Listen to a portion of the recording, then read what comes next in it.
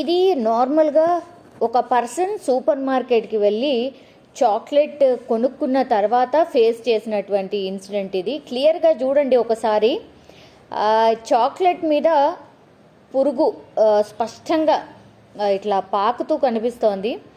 So ఇది shocking incident అనమాట. Chocolate కూడా ఏం అన్బ్రాండెడ్ చాక్లెట్ లేకపోతే ఎక్కడో ఒక దగ్గర కొనేసి ఏదో పెట్టిన పోస్ట్ కాదు ఇది. బిల్తో సహా ఆయన ఎక్కడ కొన్నాడు ఏంటి అని మెన్షన్ చేస్తూ కూడా డైరెక్ట్గా ఎవరైతే ఈ చాక్లెట్కి సంబంధించిన కంపెనీ ఉందో, ఇట్స్ ఎ బ్రాండెడ్ కంపెనీ క్యాడ్బరీకి సంబంధించి, సో ఆయనను ట్యాగ్ చేస్తూ సోషల్ మీడియాలో ఆయన క్వశ్చన్ చేసిండు డైరెక్ట్గా. డైరీ మిల్క్ చాక్లెట్ ఇది. సో ఆ డైరీ మిల్క్ చాక్లెట్లో ఓపెన్ చేసి తినడానికని ఓపెన్ చేసి చూస్తే అందులో పురుగు కనిపిస్తోంది. పురుగు ఇట్లా వెళ్తోంది. సో సూపర్ మార్కెట్లో కొనుగోలు చేసిన చాక్లెట్లో పురుగులు రావడం ఇప్పుడు ఎవరైతే కొన్నాడో ఆయననే కాదు, actually Cadbury or any product eatable item కానీ తినడానికని ఓపెన్ చేసినప్పుడు పురుగు కనిపిస్తే ఎవరికైనా ఒక టైప్ ఆఫ్ విరక్తి అండ్ ఈవెన్ అసలు చాలా క్వశ్చన్స్ వస్తాయి. అదేంటి ఇంత బ్రాండెడ్ చాక్లెట్కి కూడా ఇట్లా పురుగులు కనిపిస్తే అసలు ఎవరు బాధ్యులు, అసలు ఏంటిది అని. సో ఎవరైతే ఆగ్రహానికి గురైండో ఆయన క్యాడ్బరీ సంస్థను ట్యాగ్ చేస్తూ సోషల్ మీడియాలో తన బాధను పంచుకున్నాడు అనమాట.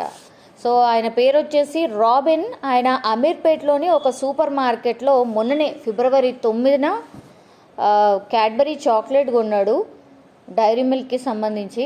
సో ఆ ప్యాకెట్ ఓపెన్ చేయగానే సో ఇట్లా పురుగు కనిపించిందనమాట. ఒక్కసారిగా రాబిన్ చాక్లెట్లో పురుగులు పాకుతున్న దృశ్యాన్ని చూడగానే ఆయన ఒక రకంగా షాక్ అయిపోయాడు. వెంటనే వీడియో తీశాడు. వీడియో తీసి డైరెక్ట్ సోషల్ మీడియాలో పోస్ట్ చేశాడు.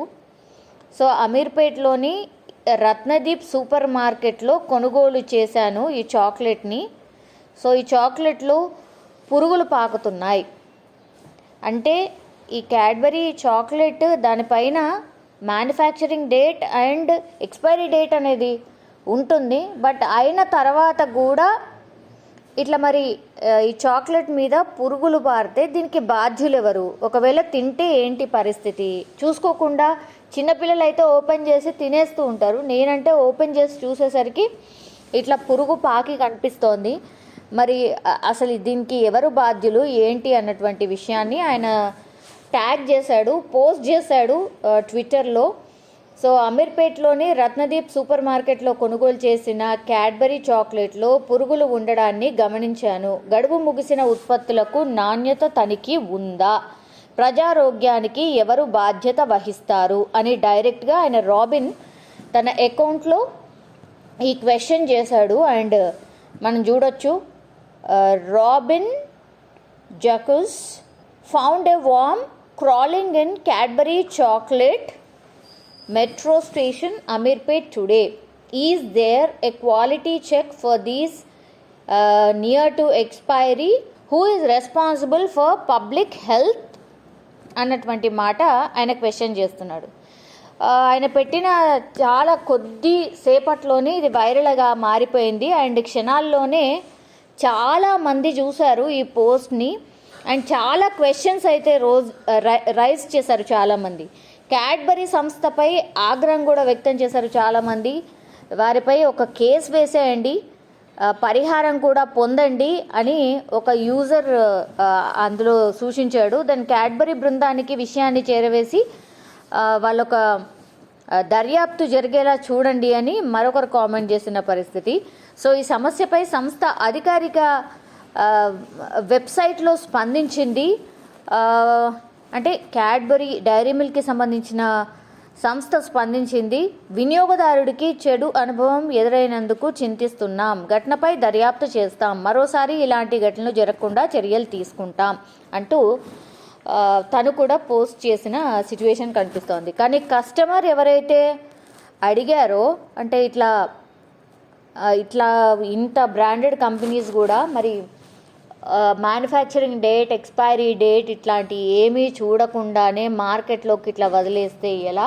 ఆర్ ఎక్స్పైరీ డేట్ అయిన తర్వాత దానికి ఒక ప్రొసీజర్ ఉంటుంది, అంటే ఆ కంపెనీ వాళ్ళకు రిటర్న్ ఇవ్వడము సంథింగ్. సో అదైనా తీసుకోవాలి కదా, ఇట్లా సేల్ చేసి మరి మాలాంటి వాళ్ళు తింటే హాస్పిటలైజ్ అయితే ఎట్లా పరిస్థితి అన్నటువంటిది మనందరికీ తెలుసు. చాలా మట్టుకి ఇదంటే సరే ఇది ఒక బ్రాండెడ్ కంపెనీ, బ్రాండెడ్కి సంబంధించిన ప్రోడక్ట్ ఇది. కానీ ఈ మధ్య కాలంలో చాలా కేసెస్ ఎట్లా వస్తున్నాయంటే ఫుడ్కి సంబంధించి కూడా ఇట్లనే ఫుడ్ తిన్న తర్వాత అనారోగ్యానికి గురి కావడం, కొన్ని సందర్భాల్లో అయితే చనిపోయినటువంటి సిచ్యువేషన్స్ కూడా ఉన్నాయి. మరి వీటన్నిటికీ ఎవరు రెస్పాన్స్ తీసుకుంటారు, ఎవరు రెస్పాన్సిబిలిటీ ఏంటి అనేది చాలామందికి ఇంకా కూడా తెలియదు. కొంతమంది అయితే ఇది ఇతను రాబిన్ అనేటి అతను పోస్ట్ చేశాడు కాబట్టి ఇలాంటివి తెలిసాయి, కానీ ఎన్నో లక్షల మంది ఇట్లాంటి రోజు ఫేస్ చేస్తున్నారు అనుకుంటా. కొంతమంది మాత్రమే ఇట్లా క్వశ్చన్ చేసే తత్వం కానీ ఆర్ అసలు ఇట్లా జరుగుతుంది దీని మీద అసలు మీ చర్య ఏంటి అనేది క్వశ్చన్ చేసే వాళ్ళు చాలామంది తక్కువగా ఉంటారు.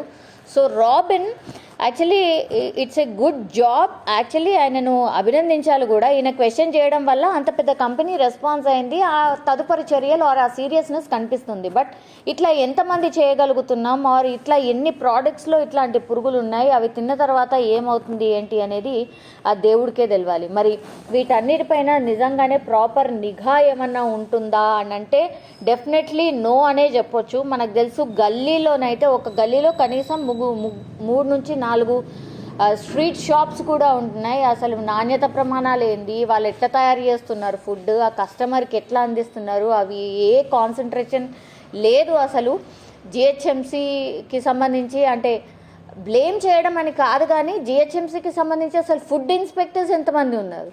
ఇన్ని లక్షల కోట్ల మంది నివసిస్తున్న ప్రాంతంలో ఇప్పుడు జిహెచ్ఎంసీ పరిధిలోనే ఎంతమంది స్ట్రీట్ వెండర్స్ ఉన్నారు, ఎన్ని ఫుడ్ స్టాల్స్ ఉన్నాయి, అందులో ఏం జరుగుతుంది, ఏ ఫుడ్ అందిస్తున్నారు, ఏం తింటున్నారు ఎవరికీ తెలియదు. సో అట్లా ఫ్లోలో వెళ్తున్నామా, తెచ్చుకుంటున్నామా, తింటున్నామా, ఇలాగే అయిపోయింది.